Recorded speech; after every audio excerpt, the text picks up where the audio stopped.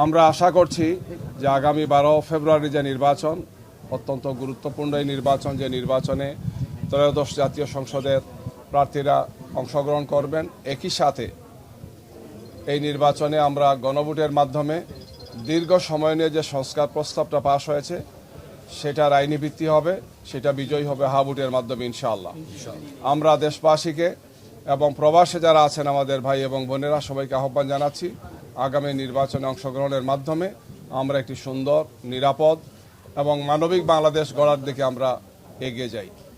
আমরা আশা করব যে এই নির্বাচন সুন্দর, শান্তিপূর্ণ হবে, সন্ত্রাসমুক্ত, ভয়ভীতিমুক্ত একটি নির্বাচন অনুষ্ঠিত হবে ইনশাআল্লাহ।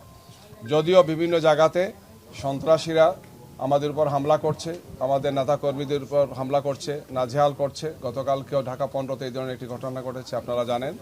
আমরা নির্বাচন কমিশনকে, রিটার্নিং অফিসারকে এগুলো জানিয়েছি এবং আমরা আশা করব যে ভবিষ্যতে এই ধরনের কোনো কর্মকাণ্ড যাতে না ঘটে।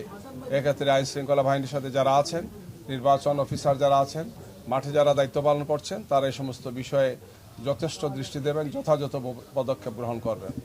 আমরা একটি সুন্দর, শান্তিপূর্ণ, ভয়ভীতিমুক্ত, সন্ত্রাসমুক্ত একটি নির্বাচন আমরা আশা করি, যে নির্বাচনে দেশবাসী অংশগ্রহণ করবেন।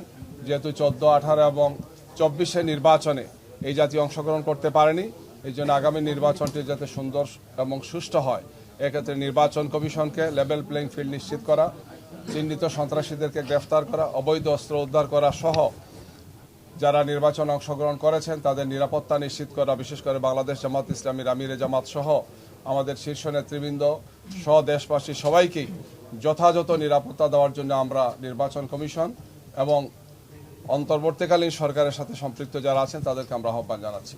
আপনাদের মাধ্যমে আবার আমরা দেশবাসীকে এবং প্রবাসী অবস্থানরত আমাদের ভাই বোনদেরকে, ভোটারদেরকে আহ্বান জানাচ্ছি, আসুন আমরা একটি সুন্দর, নিরাপদ বাংলাদেশ গড়ার ক্ষেত্রে সবাই এগিয়ে আসি।